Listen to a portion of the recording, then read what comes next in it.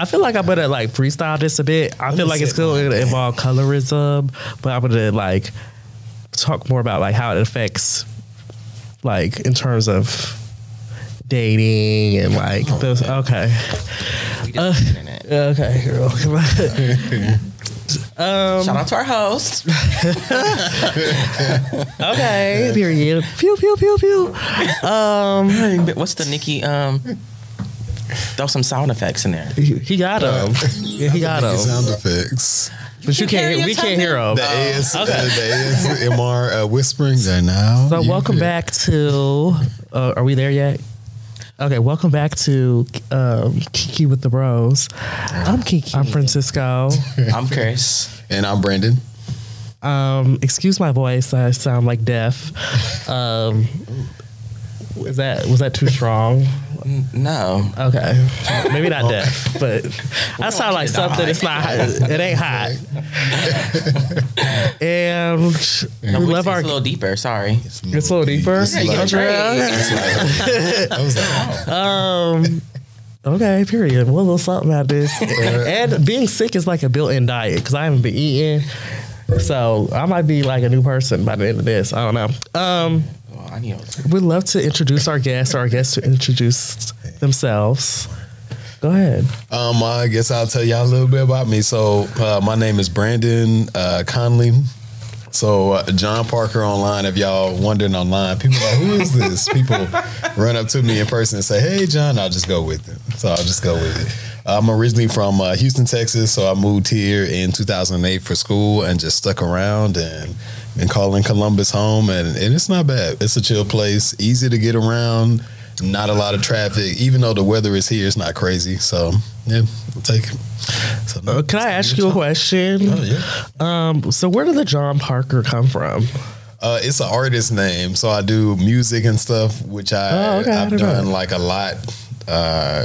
And I currently need to release something, so that's why I'm kind of using it as a music name. So that's your stage name? Yeah, it's my stage name. I got a stage name too. What's your stage name? Charlie Aubrey. And what's the talent? Yeah. I can't tell y'all in here. Okay then. I'll send y'all the link. Charlie Aubrey and John Parker. Not the Twitter. So y'all have like alter egos, is what you're telling me. I do have like multiple like people in me. Okay, well, I don't know. That's something you brag about. Straight jacket. So today I wanted to talk about how colorism, or like colorism, featureism affects our day-to-day as gay men of color, and those like nuances as well, like when it comes to dating, when it comes to like jobs, when it comes to how we interact with people on the daily, in our experiences. And I think obviously our experiences are different, particularly like between me and Chris. I mean, like we're lighter skinned, we're of mixed race, and it's going to be a different experience than from you. So do you have like, I would just like to hear some of like things that maybe how colorism has affected you in your life. And just also like not in childhood or like as an adult? Childhood as an adult, or like from moving from Texas to Ohio. Is there a difference? Ooh, it is. That's loaded. It is, I think, in terms of like me thinking of childhood. So in terms of childhood, I think even though I was around a lot of people of color in terms of being in Houston, Texas, and it was just a lot of different races. So then I didn't feel like othered at the time, but it was still more so that colorism piece that was there. It's like, ooh, you're going to get too dark. You're going to be too this. And so those things that your friends or family may say just as jokes or stuff that they just have passed down from their parents as just sayings that families say, it kind of really weighs on you, like, well, maybe I am this, or maybe I'm not as desirable. And then even the people that you go for maybe like, okay, let me go for somebody that is lighter complexion than me. And it's like, ooh, darker is ugly. And you start to really kind of internalize that. And I think that kind of changed for me when I moved here. And I just started to kind of get involved with more groups just about surrounding around blackness and just what that means and kind of how we've been conditioned to think this about being darker skinned, and even going into like Tyler Perry plays as far as the evil dark skinned boyfriend. And so just stuff like that. But no, I think it's changed from when I was younger till now. I think I've more so got a lot more self-love, and I find more worth in myself, and then therefore it changes on who I'm attracted to. Do you think societal, this is both of y'all, societal beauty standards contribute to colorism within the gay community? For sure. I feel it goes on like how everyone just thinks like just because you're light skinned that you're automatically pretty or cute or beautiful, which I don't think is the case all the time. Some of y'all are ugly. Take the chop. Okay, hopefully they didn't hear that.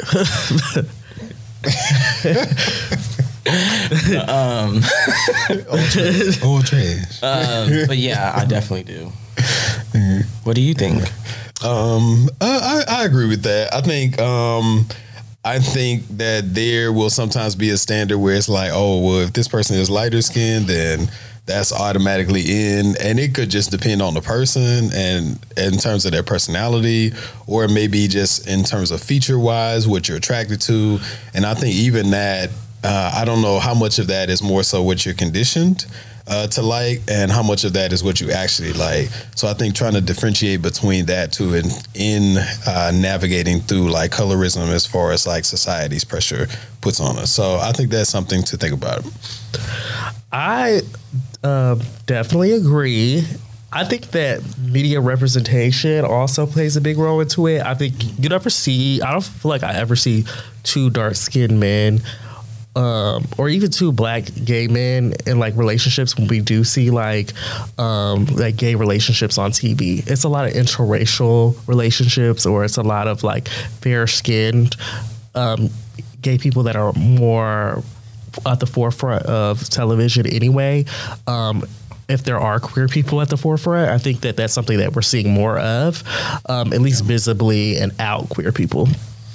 And I think that is an issue, and I think that kind of leads into like what you were saying. How does it influence? Has you ever felt like you've had any like? Has it ever influenced you in your dating preferences within the gay community? Oh yeah, like. So in Texas, I wasn't really out at all. So when I moved here to Columbus, because my dad's a pastor, so I'm like, well, I will take my sexual preferences with me to the grave of when they pass on, and we'll talk then. But no, then I moved here, and I'm just like, okay, let me be out more and just be me more. And so I think it just kind of changed the way I view things, but more so because of the time. And so the time was I got introduced to a group called Shades, and they would talk about those things that we learned as kids and help us to unlearn them.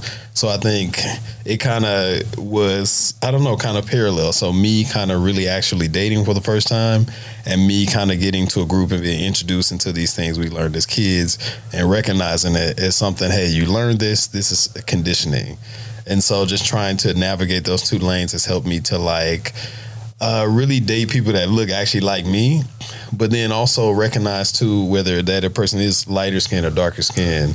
Do I vibe with them? Do I have a good rapport with them? Do we have stuff in common? Like, what do they want out of the future? What do I want out of the future? Is that aligned? Do I actually like this person? Because I think sometimes you get caught up in this, and I can be called this, and we're boyfriends, but it's like, do you actually even like this person? And so I think that kind of comes into play as well alongside colorism. I have a question. So you said something along the lines of like, when you were in Texas, that you didn't really want to come out to your family, but then when you moved here, you were more accepting in yourself. Is that because like in Texas, the gay, it's different from when you moved here? Like Columbus is a city that's very like out and proud. Like you see gay people all What around. part of Texas are you from? Houston. Yeah, so Houston originally, and no, that's a good question. That's crazy because all the gays is moving to Houston. that is really true. Atlanta. Yeah. No, I had no idea of like the gay scene. When I tell you, I was like I was probably very homophobic and just very like Homophobic. Yeah, like I think you internalize a lot of things that family will say, and it's just like you try to perpetuate that so you aren't quote unquote othered in those situations. And so you're like, nope, I'm gonna be over here just to be in line with this heteronormativity, so nobody will question me or say, hey, this guy's gay. But I think I didn't even check out the scene. I didn't even look at it. I didn't even know what it was because I was just trying to still navigate. Okay, I'm this, but I know from these cues that I'm getting from family and other people around, it's not accepted. So I'm not trying to be outwardly me at this time. And so when I moved here, that was the first time I could just be me. So I think your family wasn't here. Yep. Yeah. And then even then I was paranoid and I was just like, ooh, all right, I got to scale the wall of this club because I don't know somebody can know my family. And that's how deep and embedded it was. But for me, that didn't really take place in terms of colorism just because I wasn't really looking as far as like who I liked. Yes. Because then I was like, oh, let me get this lighter skinned guy. That's what the stories say, right? Let me get the light skinned boyfriend. So I think in terms of what I saw was beautiful and what the only thing I thought was the only people that I thought were beautiful at the time, I saw like darker skinned men, but I think I wasn't checking for them until like later on when I got some more self-love. So I think that's when it kind of kicked in, and that just so happened to be when I moved to Columbus. So you say you had some like internalized situations that you were projecting onto others? Oh yeah, 100%. Not only from like if somebody was more comfortable within themselves, I think that's why I said a bit homophobic too, because there were some times I'm calling them out and they're able to be themselves and I'm not. And then also just in terms of not loving myself, so then I wasn't checking for people that looked like me until like later on. So I think it really is something that you internalize and then you outwardly project that and you outwardly seek that. So if you're not feeling yourself, you're not feeling people with your complexion. I'm not checking people with my complexion and then I don't feel like, okay, me at the time, I'm like, I'm not feeling me. So it just coincides. Well, this might sound crazy. I don't think I want to date a light skin.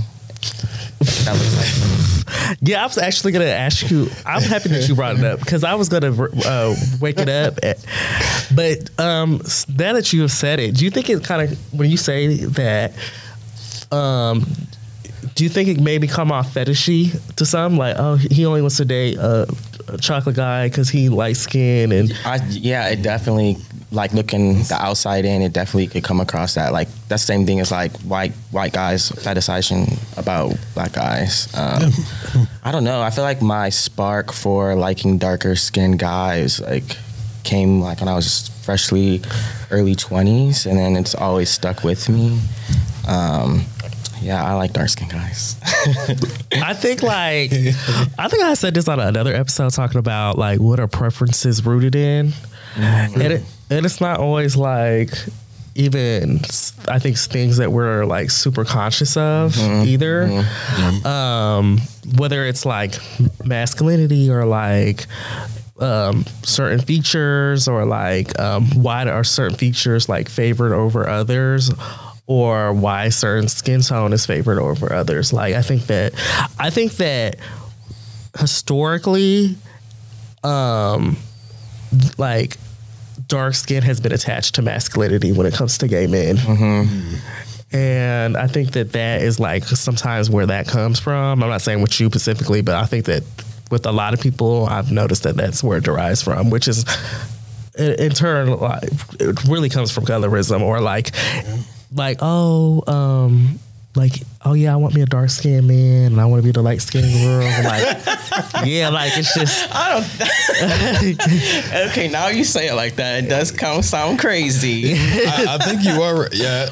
I think you are right, definitely, because then in terms of like slavery, it even goes back to that as far as like, hey, if you were darker skinned, you were outside. If you were lighter skinned, you probably were in the house. So it's like, So just it does stem from things like that. So just being aware of what that is. So that's why I ask people, is it more so like preferences or conditioning? It could be a little bit of both. It could be, hey, one or the other.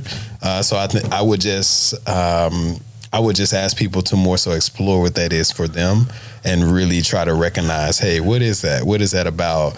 So for instance, like in the past, I may not have liked a more effeminate guy, and now I'm just like, it's not something that bothers me. It's not something that's a deal breaker for me, because I think I had to just unlearn a lot of things.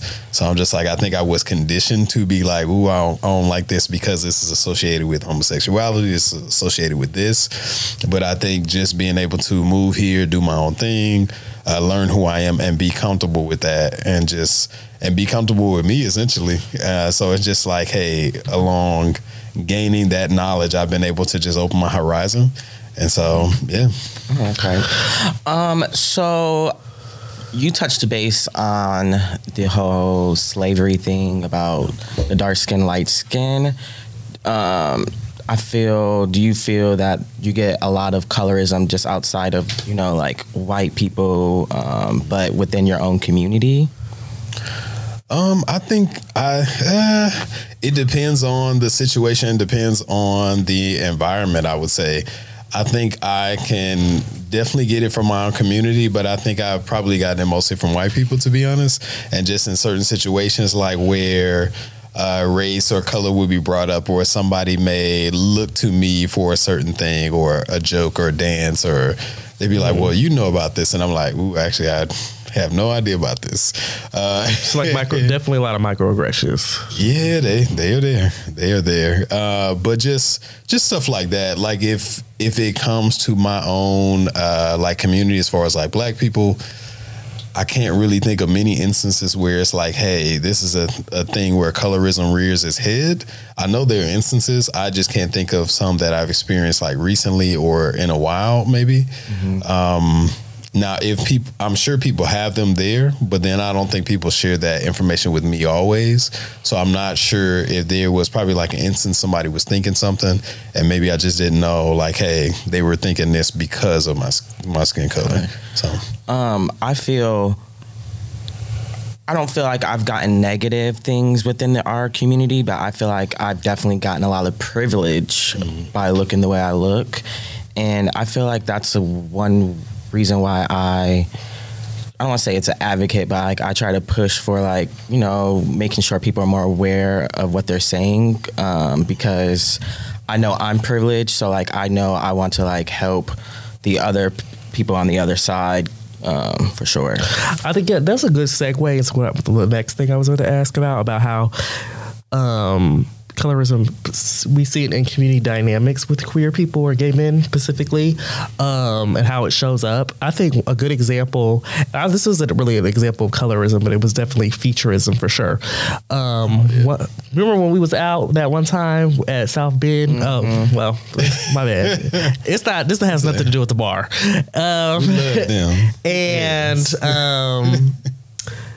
It was actually for a work thing, I believe.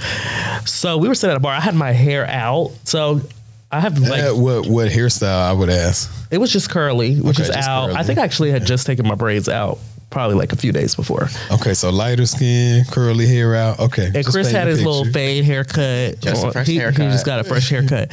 And this man basically was just like, he said that, what was he saying? He said I was given more natural or like less kept, and Chris was given more kept because Chris had a haircut. And kept, like what did he mean when he said like kept? Like what is? He even made reference to our hair. That he made reference to the hair, but I say that knowing like I'm 27, I'll be 28 in April, but for me to experience, that was one of the first times I probably experienced it. That's a privilege. I just started growing my hair out for the last 2 years, and I've dealt with a lot more microaggressions than I have dealt with before because it was shorter, my early 20s. And I mean, I think that so that's one of my strongest, blackest features, my hair. So, I think for me, I was like, oh, that was a realization. Like, not only like maybe check my privilege is the fact that you went all this time where you didn't have to experience it, but now you kind of are like getting a taste of what like maybe a small, very small taste of what like certain things that people go through. Because I'm just like, this is how my hair grows out my head. Ooh, so was he saying like you were? I felt like he was trying to say I was dirty or something. Like I was, oh, you don't like. I don't take care of myself because my hair wasn't cut or it wasn't. I don't know, up to his standard, whatever that was. But I was like, be a professional standard, not a professional standard, but just beauty, I guess. Yeah, it like was a lot of unkept. When I hear from like marketing, I guess you could say it's just you're a mess. You're not to say that you're a mess, but like I was a mess. Like, which I was like, it was. I didn't really take it as personal because like, if you know me, you know my hair's always done. But I'm like, but did my hair be naturally out? Like this is what my hair looks like. It's curly. It's big. That's what my hair looks like. I can't help it. That's how it grows out my head. And to make a reference to that, it was just like, but I think like I've seen those things happen to others before, whether it's been my friends or things of that nature. And I think that sometimes gay men or queer people in general are the biggest perpetrators of those things. Because they came from another gay man, another black gay man. Because I was going to ask, in terms of like kept, does he mean like as far as like another man keeping you? As far as like no, hey, like unkept. He was like my hair was unkept. Like Oh, okay. Like oh, you need to do something with that hair, basically. And I feel like that just goes back to back in the day where like certain hair textures was better than some others. Like. Why people would get perms for work so their hair would be straight. I feel like it all goes back to slavery.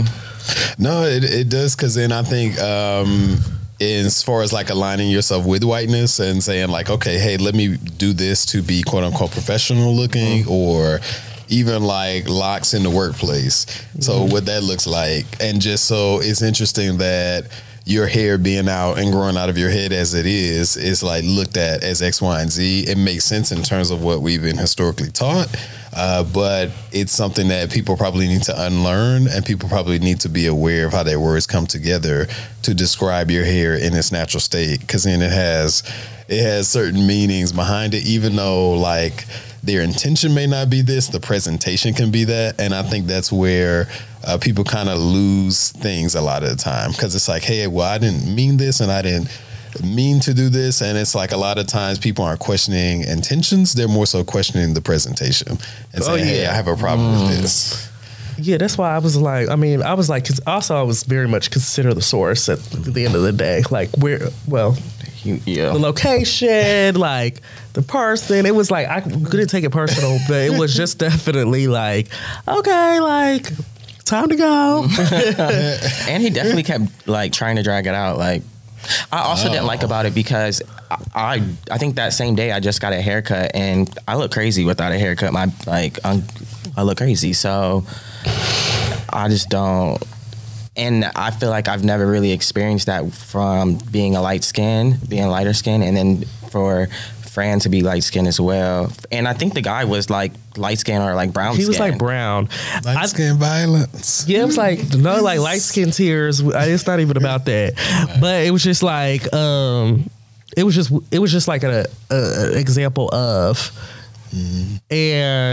but needless to say, I think that it kind of plays, how do we combat that within our community though? I think that that's like a tall tale sign of like, how do we combat those stigmas around when it comes to like colorism and featureism? Because I just feel like it's hard to navigate. Yeah. And I know that, and I think that there's a lot of like times where there's the bystander effects of people seeing things they don't check their friends about, and it kind of perpetuates the same thing over and over again. How would you combat that? Do you check people in a moment? Because I know you probably heard some people say some crazy things. He said a lot of things. I think in general, as far as like, I had to talk about the black community, then I can go into like answering and addressing like those moments that come up in reference to colorism. So I think like culturally in terms of Black people, it's more so like, hey, what happens here stays here. You don't talk about stuff outside of the home. So I think you are almost conditioned to not talk about maybe like serious topics or major things. And so I feel like unlearning that from childhood as an adult, how I operate is more so I have those conversations. I have the conversation, I realize what it is, I try to figure out how to navigate moving forward, and then from there we can let this go and then go from set a precedence moving forward and take those old things and push those to the side and say, hey, we're not going to try to do this moving forward. This is our new norm. Let's take this and move forward with it. So I think having that view and like maybe talking to somebody like my parents, it can be a little bit interesting to navigate, because even though you're like unlearned these certain things, that doesn't mean that they have. So that conversation can be challenging. So I would say depending on who you're talking to, it could wax and wane. So if I'm talking to somebody like my parents in terms of colorism, depending on the day, it could be well received, it could not be well received. Because then if you say something that even sounds like disrespect, it could be like, all right, I'm cutting you off. We're not having this conversation, or I'm not listening to what you're saying. So it just depends. But that's just my parents. That's not every person of that age group or in that generation. Same with folks our age. So when it comes to colorism, I feel like we're in a society where people are more so calling things out, and that's becoming like the new norm to say, hey, this is not politically correct, or maybe we should say something or do something about this. So if I am having a conversation with somebody today, it would still depend, even though we mostly are growing up in this society right now, it would still depend on the person. Because if somebody's not on that wavelength with you, then you can call it out, and I think people will understand that, hey, this person will call it out. However, I don't know if the message will land depending on who it is. So I would say to say stuff if you see it, even in terms of like being a support for somebody who's experiencing it, like even sitting by them, I think that could be something. And then talking about it later, if you get a chance to have a one-on-one with somebody and they're receptive to that conversation, I would say try to have it. But then just know it may not be something that's going to be a quick turnaround, or we just going to fix it today. So it may not happen. It may happen, but I would still say try to go for it. You know. Go ahead. Well, I was you said something along like your parents. Well, for two questions. Are your parents dark skinned? Yes, my parents are darker skinned. Okay. And then you said something like your parents maybe not receptive to what's up with like the older generation. Like they don't want to break their old habits. Ooh, I wouldn't even say necessarily older. That's why I was like, it really depends on the person. So then it's more so like if somebody has unlearned certain things, when you bring up stuff about colorism, or you say, hey, maybe this may not be okay to say, or maybe saying like, hey, you're going to get black in the summertime to my nephews, maybe that's not a good thing, because they'll take it with them moving forward. But then depending on who you give that to and their outlook at the time, it could be taken as constructive criticism and say, hey, I'm willing to learn. I know this person has a good heart. They're not starting something just to start it. They're saying something out of care. Or it can be taken as more so like, this is an attack on me. Like, I'm not feeling this. So just because you're calling those things out. So you could be more so trying to help in terms of education, more so in terms of like unlearning things, but that could be seen and viewed as more so like, ooh, this person is trying to start some shit essentially, or start drama, or trying to raise up a argument. And it's not more so that. So it depends on who's receiving it and what they've learned and what they haven't unlearned in order to receive that message that you're trying to give. Yeah. You know, for me, I'm an extremist. So wait, what way?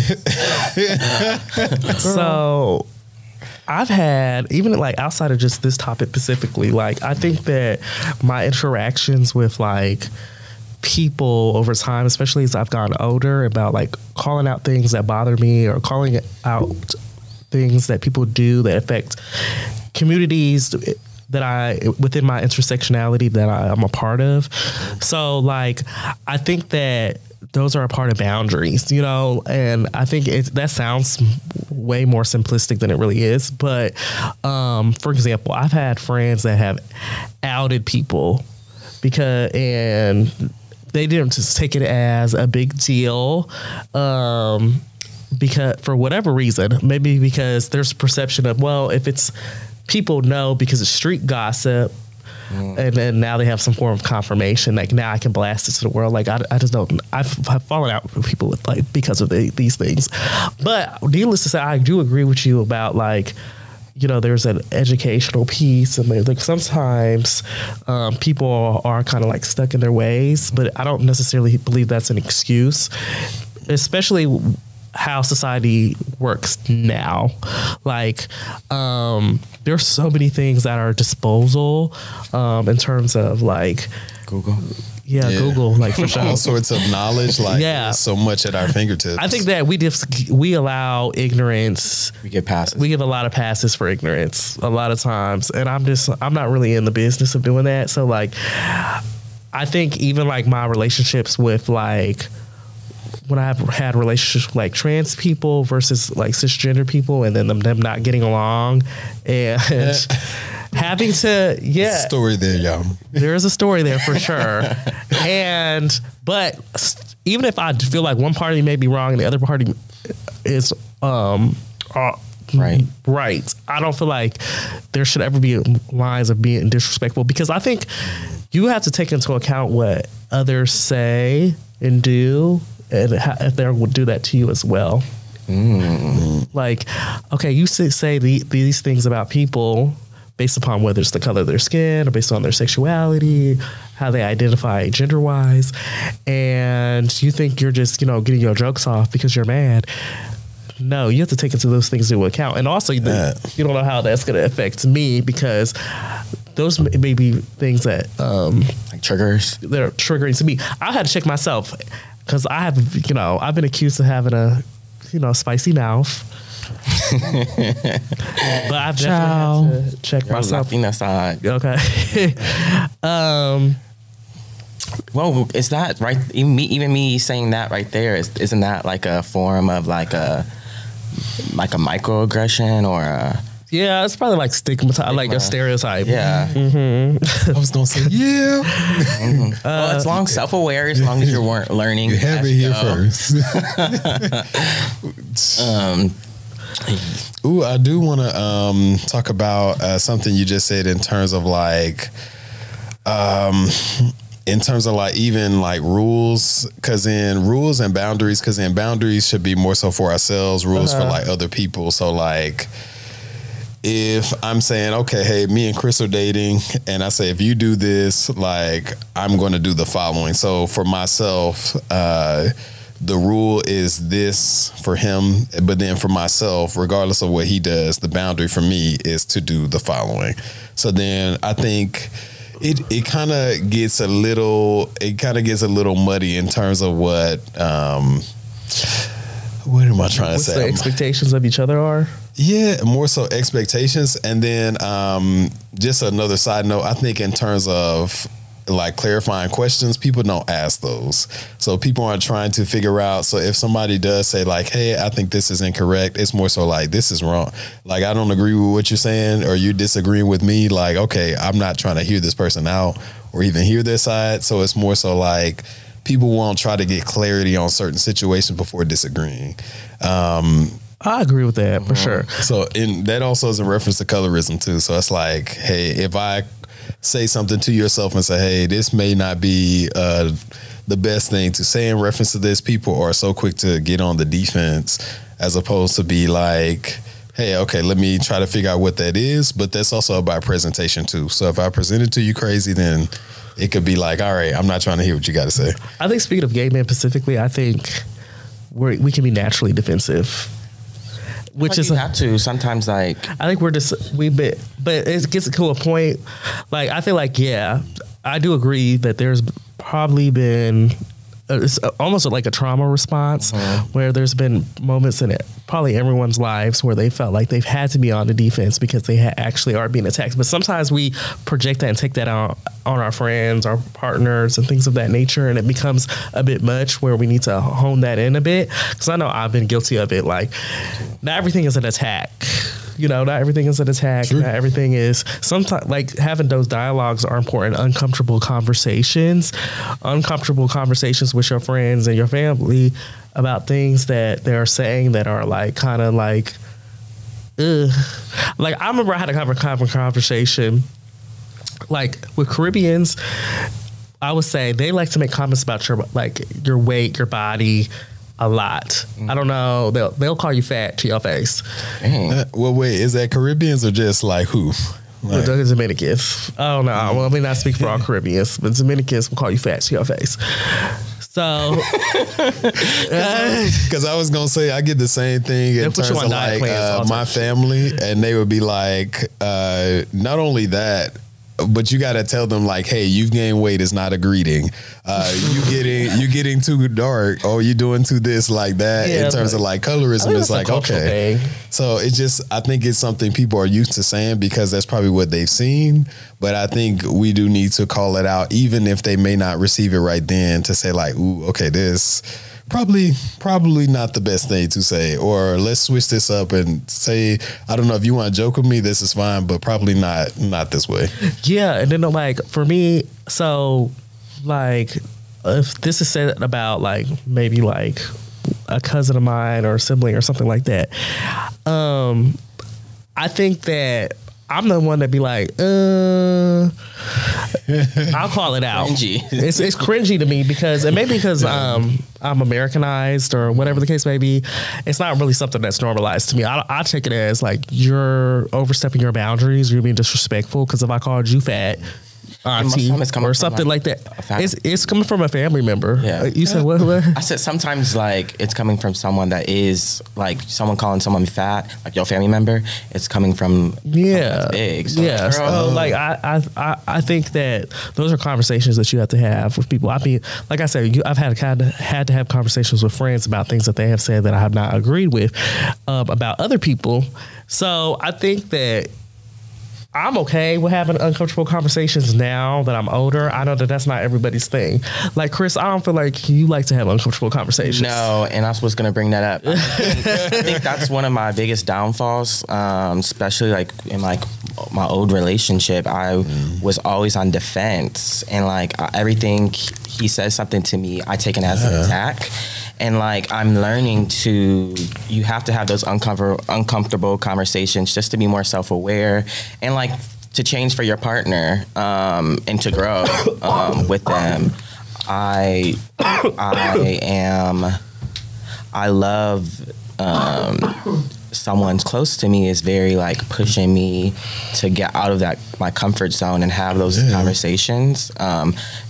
I don't think that's something that you're taught. I don't like my mom never taught us that. Like my mom always kept everything bottled in. So I don't really have I don't express my feelings the way I should. So just, you know, having self-aware, I probably need to go see a therapist. But yeah, I feel like I'm just trying to push my own boundaries and get out of my own comfort zone. Yeah, it's definitely a learned thing. So like if it was something that you were taught, you're not going to know how to do it. Yeah. And that's like a generational thing. Like, you're not going to, if you're not, you ever never had anybody that's like, as you've grown older or when you were younger, growing into adulthood, just show you how to properly communicate, then that, which is a lot of people, then you're not going, the outcomes when you get older is going to affect your relationships because, okay, it's just a learned behavior. Similarly to what we were talking about before, like all of it is really like learned behavior. No one is born with innate ignorance. Is all things that we pick up. I feel the same way. I feel like I had to teach myself how to do those things because it wasn't necessarily something that was taught to me either. That's interesting because it's like, well, how do you I know people will probably ask, like, how do you learn something from if you were taught these set of behaviors from somebody who never learned like a healthy way to talk about things or establish stuff? That's why I think it's important that you brought up, hey, therapy, and just trying to look at yourself introspectively and see, hey, what brought me to this point, and how did I get here, and how did I learn X, Y, and Z? And excuse my language, I say, this is why I always say, fuck what the mood is in terms of like a relationship or any sort of friend, family, romance. I feel like you need to establish like, hey, what's what if something's uncomfortable. If you guys are going to move forward in any sense or any capacity, I feel like you need to talk about, hey, what's bothering you? What's bothering me? How do we navigate this moving forward? And so I think a lot of times for a lot of people, stuff gets brought up over and over again because it's not addressed. And it's like people are like, well, I don't want to talk about this right now. And it's going to, whether you guys say it through your words or actions or body language, it's going to come up. I think also, I feel like me and you had that same conversation about ruining the mood. I don't like to ruin the mood. I feel like that's one of my biggest downfalls as well. Oh, I like to ruin dinner. Yeah. I don't blow know. the candles out. Just and I'm learning to like be more standing up for myself. I didn't feel like I stood up for myself or advocated for myself. yeah. I think that like it's like a comfortability thing. I think it's about like you playing it safe almost because like there's the fear of the unknown. If I like say how I really feel, like it not only may end this relationship, like I don't know how this dynamic's gonna work moving forward. It might mess up my relationships with others too because there's like other people that are involved. There's other dynamics that are involved. I don't know. I'm just, like I said, I like to ruin dinner at this point. I think I'm almost 30.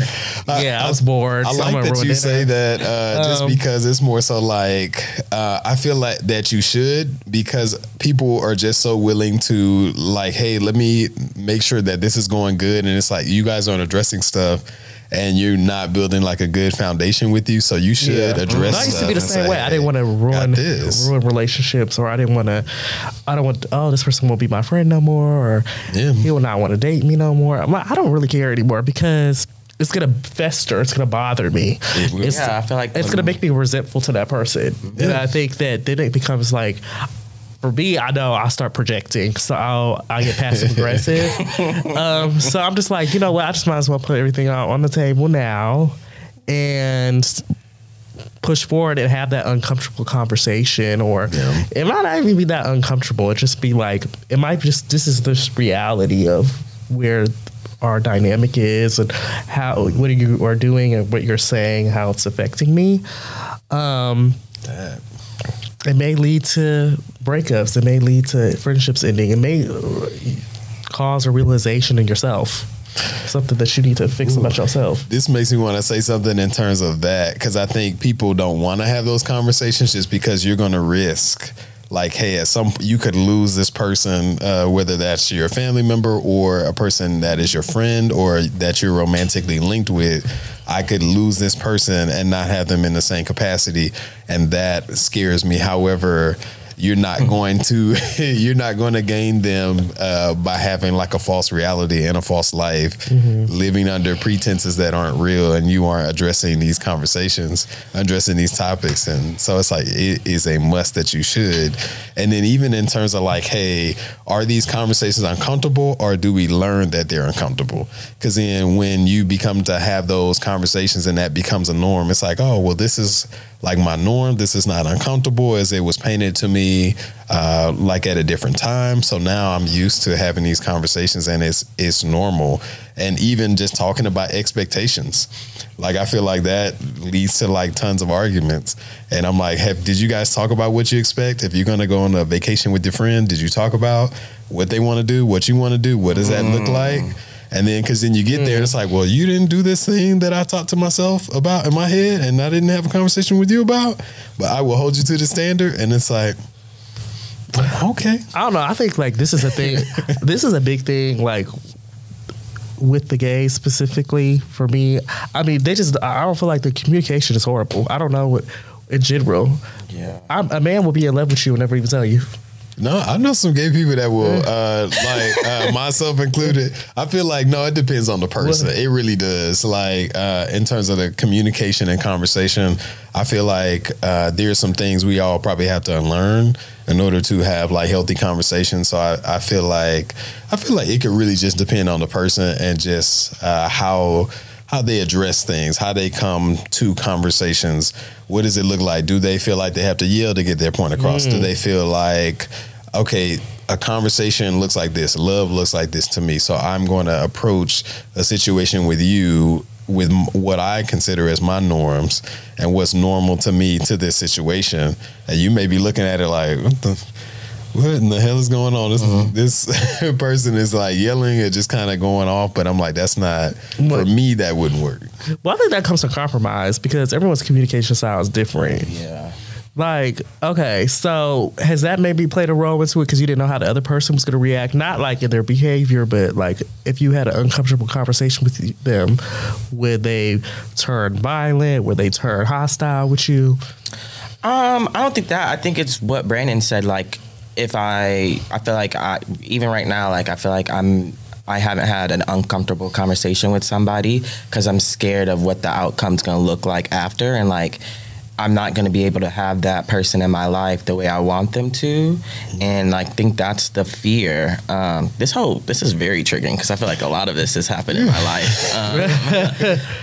Right now, I feel like fear, honestly. Really fear in the unknown. I mean, yeah, I feel like fear will hold you back. It's definitely held me back. I feel like if I fear, for example, I feel like if fear didn't play a role, I probably wouldn't be sitting here talking to y'all because I would have went out of town for college, and if I wasn't fearful, like as an example of that, like. And I probably wouldn't be living in Columbus. And I don't even know if I would be doing this work that I'm doing now. But I think everything happens for a reason. But like, I know fear was like, hindsight is 2020. I had a whole bunch of excuses as to why I decided to do what I wanted to do, to go to school in town and all those other things. But I think it was just fearfulness now reflecting. So I think that's when you have to like do some stuff. Like the fear is holding me back from myself, my greatest self, and your blessings. Honestly, I feel the same way. Like I don't think when I was coming back to Columbus, like I wanted to honestly move to a different state, not back to Ohio. But I feel like I had that fear of like, am I going to be able to do it? There's no one there. Am I be able to do it all by myself? So that's gonna make me ask: is it more so like fear of others or fear of self? Because is it like fear? I fear that people are gonna know me in totality, and then do I want to know me in totality? Do I know me? Do I want to project that to the world right now? And it's just more, especially in the intersections of being a gay man, and then like myself, a black gay man. So it's like, what does that represent to a black, gay, darker skinned man? It's like, what do these intersections represent to the community and to like people that look like me, and how do I want to be portrayed, and am I falling into certain like boxes that people feel I should be fitting in, or so I do ask, like, is that fear of others or fear of self or fear of both? I think for me it was for both. Both. I feel like fear of disappointing myself. But then how can you disappoint yourself if you aren't really doing the action? So then it's all disappointing in itself. Yeah, I feel like my early 20s, I was so fearful of making mistakes. I was so fearful of like messing up. I was so fearful of what other people thought or like people's perceptions of me. Now I feel like I'm so like I fall flat on my face and pick myself back up. And so because I spent so much time not wanting to do that because I was fearful of the outcome.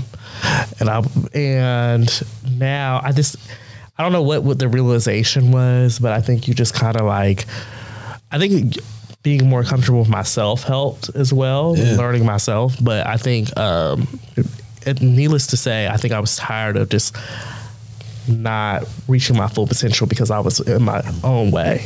I feel like a lot of people That's a lot of people are. They don't achieve certain goals because they are scared of failure. Yeah. And I think sometimes failure comes with life. You gotta fail to learn from it. Yeah. Failure comes with life. Everything happens the way you expect it to happen. That.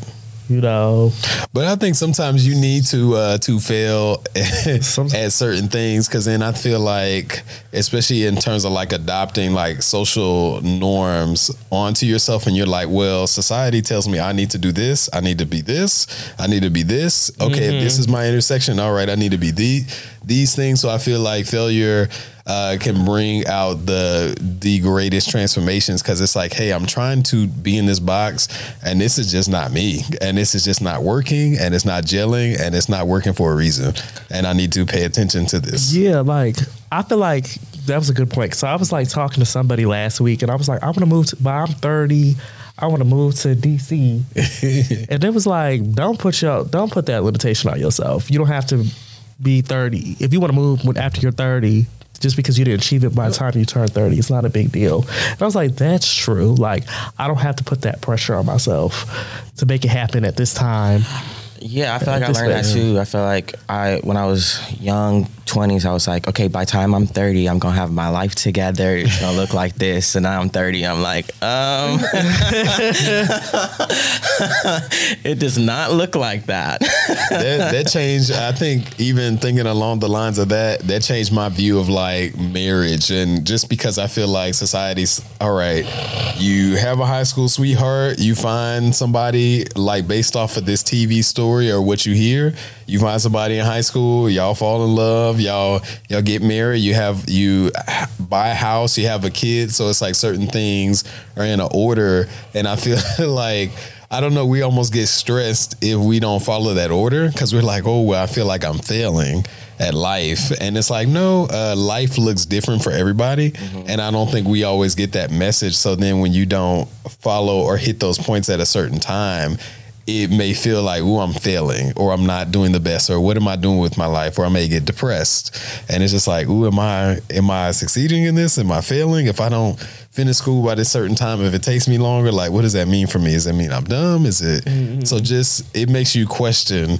And I think it's really important for people to realize like, hey, you have your own journey. You can still have success, whether it's at this time or this time. Would you say kind of like having some of those milestones is like something that could be good to help build success for somebody? For sure. I mean, I definitely agree. I feel like for me, like, I think as of late, not even as of late, I feel like I agree. There's a lot of pressure, especially from like that family aspect, or that you have to achieve certain things to be successful. You have to be making a certain amount of money to be successful. You have to have certain things, and I think that it's not really conducive to reality sometimes, because that's not everyone's journey. I do feel like certain accomplishments, those do empower people to lend them to higher success ultimately. But I think that people internalize the success differently, like, and they measure success differently. So like getting a degree and going to college or 4-year institution, or going to get your master's, is a great accomplishment, but that might not be everyone's ultimate goal, you know? So you know, some people may want to own a home. Some people may not want to own a home. That's everyone's like life dynamic and life journey is different. I think that there's a lot of comparison and contrast. I think that happens. Like, I think people see others, probably because of like social media and things of that nature. They see those things and they kind of like put high expectations on their life that a lot of times aren't reality, and that's not really how that other person is living. And they're depressed still, unhappy. Like, social media is a drug, because they be faking it on there. Okay, so I think that you have to figure out like what success looks like for you. Yes. And also like what your journey is going to consist of. Like, obviously you can't predict your life, but what trajectory are you trying to go down? I agree with you on that. I think in terms of like milestones, I think milestones are healthy. I think it's more so that it should be your trajectory and not somebody else's. So I feel like you need to more so establish, like for you, like, hey, what's realistic for me? Am I going to be able to do this in this time? Like you can get it done. And I think it's very healthy if that's something you want to do. I would say first figure out what you want to do, then set out probably like some sort of like guideline to reach and achieve that goal. If you don't get to it by a certain time, it doesn't mean that you failed. It just means like, hey, this may not be the time. And still, if this is something you want to do, pursue that. And then I think also you need to think about how do you win specifically? Because then just because I do this or I may write lists, that may not be your thing. And so that may not work for you. And so I feel like you need to figure out, hey, how do I personally win? And try to do that while you're trying to achieve your milestones. I actually do have a question to like go back to. We're talking about boxes, and do you feel as a darker skinned gay black male that you have to be like mass presenting? Not necessarily. Well, for me, not necessarily. I think I have moments when I kind of go in masculinity or femininity. I think I'm a good mix of the two. So I think, I do think there are certain situations where it's like, okay, hey, I may be unsure of the environment and of the situation. And as a defense mechanism in terms of like safety, I may be more masculine presenting just because I may know like, okay, they speak this way, they don't like homosexuality, and they'll associate femininity with that. And so I may be more mass presenting in terms of like a safety aspect. And there are situations too, even in terms of like the job. Or say if I'm going for a job interview, I may be more masculine presenting just because I'm like, okay, they have this view, and even though I don't agree with it, I'm still kind of playing the game, so to speak, in order to maybe land this job so I can. So code switching. Yeah, exactly. 100%. Do you feel like code switching goes back to like colorism or goes back to like discrimination? I think code switching is about. I think it all plays it into each other. I think there's a lot of intersectionalities there. I think code switching becomes down to we're conditioned to believe like mechanisms of what professionalism is, and a lot of that derives from racist systemic type of mindsets that are part of the work field and workspace, and a lot of how structural things that have played into how we show up every day not being appropriate, quote unquote. And it really affects people of color. I mean, quite honestly, when it comes to code switching. So I would say for me, I don't know. I don't know if I don't know how to code switch. Like, I wish I did if I knew how to code switch. Because the reason why I say that is because I think I would have let me not be in a lot of certain dynamics and situations that I have been in if I knew how to. I can't code switch. If I go to a job interview, they see my name, so I can't like Francisco. So there's a child. What's your last name? Caro, Caro. Oh, okay. Yeah, it's pretty. Yeah, you know, it's not something that you normally see on paper all the time. So let me ask you this: like, when's the last time you have code switched, and what did that look like? I mean, I guess. Well, I had an interview today. I was probably as. I was trying to, ride that line of professionalism the best the way I can. But what I will say is I think there's, different types of code switching. Like, I feel like it's more than just like you change the tone of your voice, or you're changing your vernacular, or like how you're like presenting. I think it could go into your appearance and things of that nature, how you're dressing. I think maybe I definitely think we all play into it. Like, we go in certain spaces, we know we're gonna be around certain people, we might dress differently than we would. So is that because we don't want other people to be uncomfortable? To an extent, probably to a certain degree. Yeah, I would say so. And then we don't also, want to make feel uncomfortable. Yeah, no, I think also like trying to get an advantage out of that certain situation. So if I'm going for a job interview, my goal is to attain this job. So I am code switching to try to like make sure to try to really appease you, so to speak, and more so be like, hey, what do you like? What's quote unquote professional to you, just so I can attain the goal of this job. And then doing that, I may be like code switching, or I may be switching some stuff up to try to essentially get you to like me and get you to hire me for this job. So it is. And it could come into play in terms of like your skin color, because then it's like, all right, well, if they see me as a dark skinned man coming to this interview, like, I don't want to do anything where I'm raising my voice or this. And so it's like those things come into play. And it's like, all right, all dark skinned men aren't just going to be X, Y, and Z or a Tyler Perry character. And anybody can raise their voice at any time. It's just like, hey, I just may speak louder and it's just naturally me. But I feel like sometimes that could be taken the wrong way, and I could be generalized or painted on a large brush as a darker skinned man just because of my skin color. Mm-hmm. Yeah. See, that's where it's different. It's like, I don't have to take those things into account. You do. And so that's where I was like, okay, that's where I have to recognize my own privilege. Because I think there's a level of expectation, or people are already like, I'm going to be more feminine anyway, which it is what it is. To round this out and round this conversation out, well, thanks for coming out, Brandon. I appreciate it. I was in the neighborhood. I was just like, yeah, thanks for you've been talking about you've been wanting to get on. You did. Yeah, you did for sure. So we're happy that you came out. And do you have any closing final thoughts, either one of you? No. Do you have any like things you want to plug, Chris? Brothers of Unity? Oh, plug. Well, depending on when this episode comes out. Sure, see. Hello.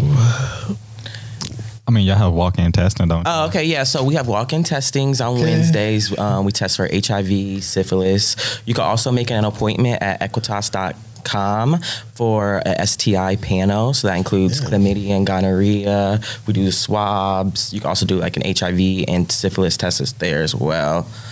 Ooh, you guys offer PrEP, and then you guys offer something else for STIs. Because then I actually did learn this for the first time. I knew about PrEP, but I didn't know about, I forget the name for the other one in terms of STIs. And you can kind of take it. What is it called? DoxyPrep. We talked about this the other day. So that is actually something new for me that I learned the other day that you guys offer. That's I was like, okay, hey, I had no idea. Is this coming at? Well, never mind. I mean, this is gonna come out in order. You're gonna put them out in order? Yeah, that was the goal. Okay. Well, thank you. Thanks everybody. Thanks for watching. What they say, K, thanks, bye. Because I was gonna be like National Black Achievement Awareness Day, but